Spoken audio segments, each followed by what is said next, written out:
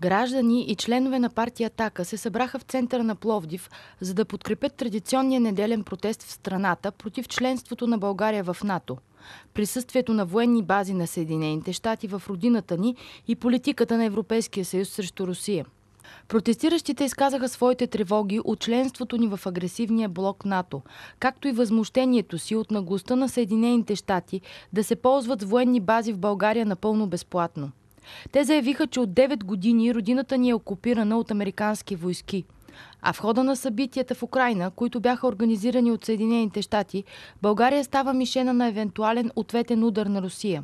Тъй като събитието се проведе за първи път в Пловдив и не бе добре огласено, гражданите заявиха, че ще продължат да се събират всяка неделя от 12 часа пред пощата, за да протестират против политиката на слугинаж спрямо Съединените щати на управляващите, защото това е позицията на преобладаващата част от българския народ, но останалите медии не го отразяват. Защо сте тук? Днес сме тук да подкрепим колегите от София, Варна и другите градове, за да може България да се събуди и да подкрепим едно евентуално излизане на България от НАТО и да примахнем американските бази в България. Вие притеснявате ли се от присъствието на американски бази в България?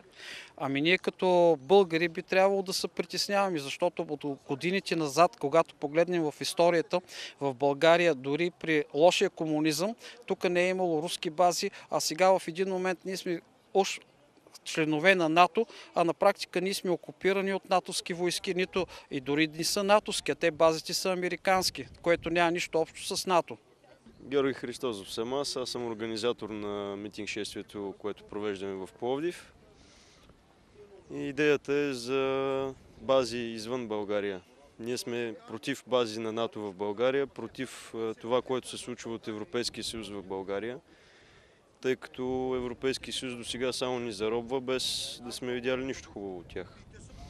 Притеснявате ли се от присъствие на американски бази в България и страхувате ли се от евентуален удар на Русия срещу нас?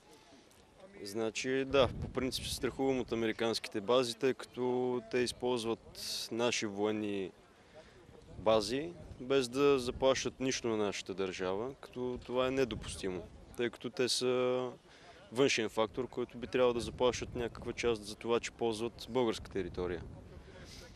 За руски удар срещу България също ме притеснява, тъй като те са голяма силна федерация, която шега с тях не бива според мен. Ами аз съм тук, защото видях във Фейсбук едно събитие за България зона на мира. И считам, че това трябва да се популяризира, защото масово хората тънат в информационно заблуждение.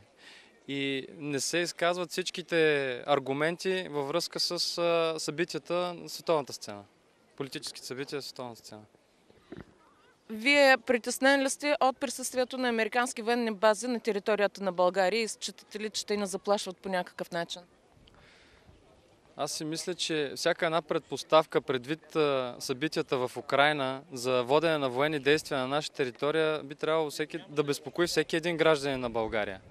Проблема в момента е, че тези аргументи не се представят в националните медии и хората са под въздействието на манипулацията на тези, които в момента пропагандират именно подкрепата на САЩ и на държавите в НАТО, които имат чисто териториални интереси, ресурси. Ние сме окупирани в момента от тях, опитват се да прокарват собствената си политика за добиване на злато, те го и правят. Протестирам против натовските бази в България. Просто искам България поне неутралитет да запази. Където има натовски войски, винаги е предпоставка за военен конфликт. Където са появили, след тях е всичко пепел. Това е моето мнение. За мен е дори ислямската държава, от това, което съм чела и знам, създадаха Съединени американски щати, за да завладяват арабския свят. Воюват срещу несъществуващ враг. Както се разпадна Варшавския договор и се подписа това споразумение между Горбачов и Рейган, трябваше да се разпадне и НАТО. Напротив, то се укрепи.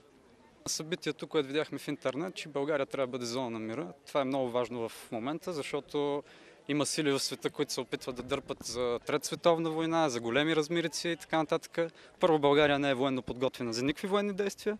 Второ, натовците никога няма да ни защитат, ако стане нещо сериозно. Наш единствен приятел винаги исторически план е била Русия. А страхувате ли се от евентуален военен удар на Русия срещу България заради американските бази? Съвсем нормално е, ако американците от тук пратят бомбардировачи за нататък, а те няма откъде другаде. Тук им е най-близо, минават Черно море и са там. Съвсем нормално е да има отговор от руска страна, който няма да бъде лек според мен, при условие, че тяхните технологии са доста години напред.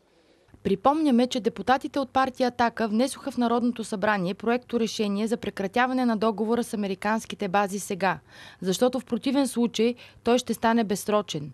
За съжаление, при гласуването на предложението в Комисията по отбрана само Атака гласува за, а останалите 19, в това число и депутатите на БСП, гласуваха против. Това бе причината предложението на националистите да не бъде прието. Припомняме, че Атака от няколко месеца събира в цялата страна подписки против базите на Съединените щати в България и за иницииране на референдум против членството ни в НАТО. Но депутатите от БСП отказват да подкрепят подписката в парламента. В неделя лидерът на Атака Волен Сидеров се обърна към протестиращите в София с призив тези протести да продължат, за да покажат на управляващите, че не сме съгласни с НАТО и искаме излизане от този опасен и агресивен блок.